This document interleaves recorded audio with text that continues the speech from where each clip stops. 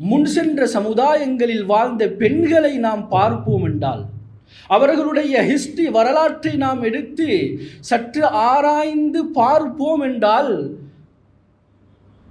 மிக மிக முன்மாதிரியான பெண்களாக வாழ்ந்திருக்கிறார்கள். அது வணக்க வழிபாடுகளிலும் சரி, அது மார்க்க கல்வி அடிப்படையிலும் சரி, நல்ல குணங்கள் அடிப்படையிலும் சரி, எதை வைத்து பார்த்தாலும் முன்மாதிரியான பெண்களாக வாழ்ந்திருக்கிறார்கள், வாழ்ந்து மரணித்திருக்கிறார்கள். கண்ணியமான சகோதரர்களே, அன்பான நண்பர்களே, வாலிபர்களே, வயோதிபர்களே, முன்மாதிரியான பெண்கள் என்று வரும் பொழுது வரலாற்று ஆசிரியர்கள் சில பெண்களுடைய பெயர்களை பட்டியல் படுத்தியும் இருக்கிறார்கள். ஃபாத்திமா ரலியல்லாஹு அன்ஹா, அன்பு நபி ஸல்லல்லாஹு அலைஹி வஸல்லம் அவர்களுடைய மகள், ஒரு அழகான நல்ல குணமுடைய வணக்க வழிபாடுடைய ஒரு முன்மாதிரியான பெண்ணாக வாழ்ந்திருக்கிறார்.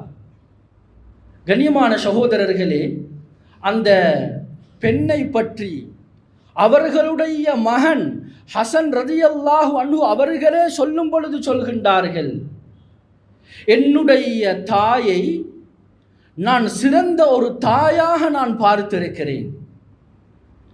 ரஅய்து உம்மி ஃபாத்திமத, என்னுடைய தாயை நான் எப்படி தெரியுமா பார்த்திருக்கிறேன்? அதிகமாக நான் என்னுடைய தாயை வணக்க வழிபாடுகளில் ஈடுபடக்கூடியவர்களாக பார்த்திருக்கிறேன். ஒரு தடவை வியாழக்க வெள்ளிக்கிழமையுடைய நாளானால் என்னுடைய தாய் வணக்க வழிபாடுகளில் ஈடுபட்டு விடுவாள். ரஅய்து உம்மி ஃபாத்திமத லைலத்தல் ஜும்ஆ, ஒரு தடவை நான் என்னுடைய தாய் ஃபாத்திமாவை வெள்ளிக்கிழமையுடைய நாள் இரவில் பார்த்தேன். அமாம மிஹ்ராபிஹா, வலமையாக அவள் தொழக்கூடிய அந்த இடத்துக்கு முன்பதாக இருந்து, லா தஸாலு ராக்கிஅத்தன் வ சாஜிதத்தன், ருகூவிலும் சுஜூதிலும் தொழுகையிலும் ஈடுபட்டு கொண்டிருந்தால், ஹத்தன் கத உமூது சுபஹ், சுபஹுடைய நேரம் வரும் வரைக்கும் அப்படியே வணக்க வழிபாடுகளில் ஈடுபட்டு கொண்டிருந்தாள். ஒரு தடவை நான் அவளுக்கு பக்கத்தில் சென்று அந்த தாய் சுஜூதிலே என்ன சொல்கிறாள் என்று கேட்டேன். சமிஅ்துஹா தகூல், என்னுடைய தாய் சொல்லிக் கொண்டிருந்தால், அல்லாஹும்ம ஃபிர்லி வலில் முஃமினீன வல் முஃமினாத் வல் முஸ்லிமீன வல் முஸ்லிமாத் என்று முஃமினான ஆண்கள் முஃமினான பெண்கள் அனைவருடைய பாவங்களையும் நீ மன்னித்துக் கொள்வாயாக என்று அல்லாஹு தஆலாவிடத்திலே துஆ செய்து கொண்டும் அழுது கொண்டும் இருந்தால் என்பதை தன்னுடைய மகன் ஹசன் ரலியல்லாஹு அன்ஹு சொல்லக்கூடிய அளவுக்கு மிக சிறந்த ஒரு முன்மாதிரியான தாயாக வணக்க வழிபாடுகளிலும் ஏனைய நல்ல குணங்களிலும் இருந்திருக்கிறார்கள் என்றால், இன்று நாம் யோசித்து பார்ப்போம், எங்களுடைய பெண்களை இவர்களோடு ஒப்பு நோக்கி பார்த்தால், அன்பான சகோதரர்களே, வாலிபர்களே, வயோதிபர்களே, இன்று நாம் கண்ணீர் வடிக்கக்கூடிய நிலைமைதான் உண்டாகி இருக்கிறது. இப்படியாப்பட்ட முன்மாதிரியான பெண்கள் வாழ்ந்து மரணித்திருக்கிறார்கள். அல்லாஹுடைய நெருங்கிய தொடர்பை ஏற்படுத்தி கொண்டவர்கள், அல்லாஹு தஆலாவுடைய நேரடியான உதவியை பெற்றவர்கள் இன்று நாம் சமூகத்தில் பார்க்க முடியுமா? கண்ணியமான சகோதரர்களே, ஹுமைத் இப்னு அப்துல்லாஹ் என்று சொல்லப்படக்கூடிய ஒரு மனிதர், அவர் சொல்கிறார், ஒரு தடவை நாம் மதீனாவுக்கு ஒரு வியாபார கூட்டத்திலே சென்றிருந்தோம். சென்றிருக்கும் பொழுது எங்களுடைய வியாபார வேலைகளை எல்லாம் முடித்துவிட்டு நபி ஸல்லல்லாஹு அலைஹி வஸல்லம் அவர்களை பார்ப்பதற்காக வேண்டி சென்றோம். அவர்கள் இஸ்லாத்துக்கு வருவதற்கு முன்பதாக இப்படியாக முஹம்மது என்று சொல்லப்படக்கூடிய ஒரு மனிதர் வந்திருக்கிறாராம் என்று எங்களுக்கு கேள்விப்பட்டிருந்தது. அவரை சந்திக்க வேண்டும் என்பதற்காக வேண்டி நாம் சென்றோம்.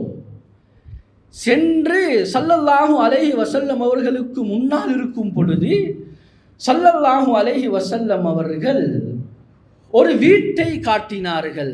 ஃபஅஷார இலா பைத்தின், ஒரு வீட்டை சுட்டி காட்டி சொன்னார்கள். கானத் ஃபீஹி இம்ரஅத்துன், இந்த வீட்டிலே ஒரு பெண் இருந்தாள். அவள் எப்படியாப்பட்ட பெண் தெரியுமா?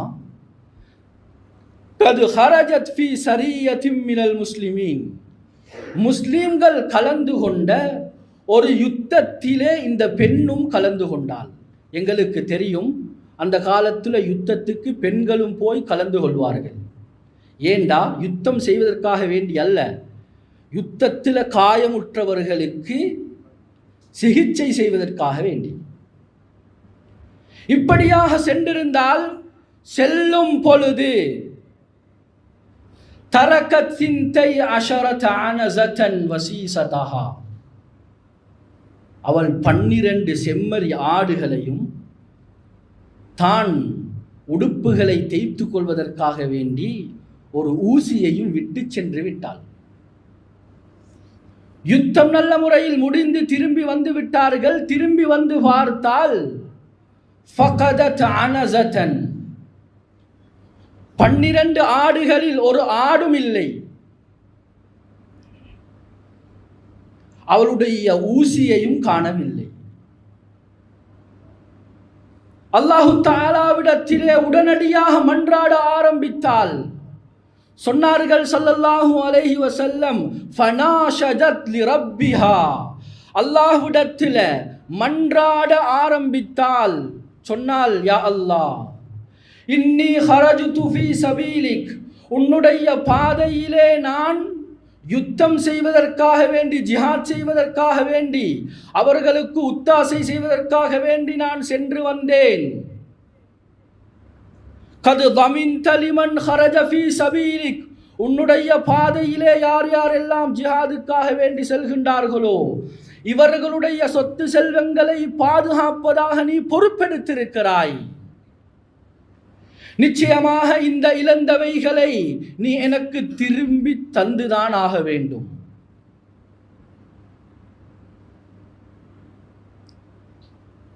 சொன்னார்கள் ஸல்லல்லாஹு அலைஹி வஸல்லம், ஃபஅஸ்பஹத் அனஸத்துன் வமிஸ்லுஹா வசீஸத்துன் வமிஸ்லுஹா, காணாமல் போன அந்த ஆடும் கிடைத்தது, அதே போன்று இன்னும் ஒரு ஆடும் கிடைத்தது. காணாமல் போன ஊசியும் கிடைத்தது, அதே போன்று இன்னும் ஒரு ஊசியும் கிடைத்தது.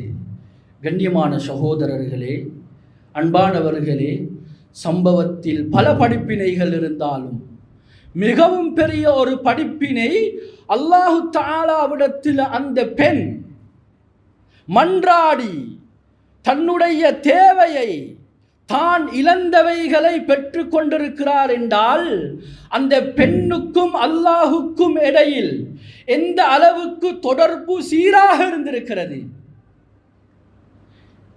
இன்று அப்படியாப்பட்ட பெண்களை பார்க்க முடியுமா? அல்லது நாம் சமூகத்தில் கேள்விப்பட்டிருக்கிறோமா? இப்படியாப்பட்ட பெண்களை பார்க்க முடியாது. கண்ணியமான சகோதரர்களே, இப்படியாக அமல் ரீதியாக, வணக்க வழிபாடு ரீதியாகவும் அந்த பெண்கள் முன்மாதிரியான பெண்களாக இருந்திருக்கிறார்கள். அது மாத்திரமல்ல,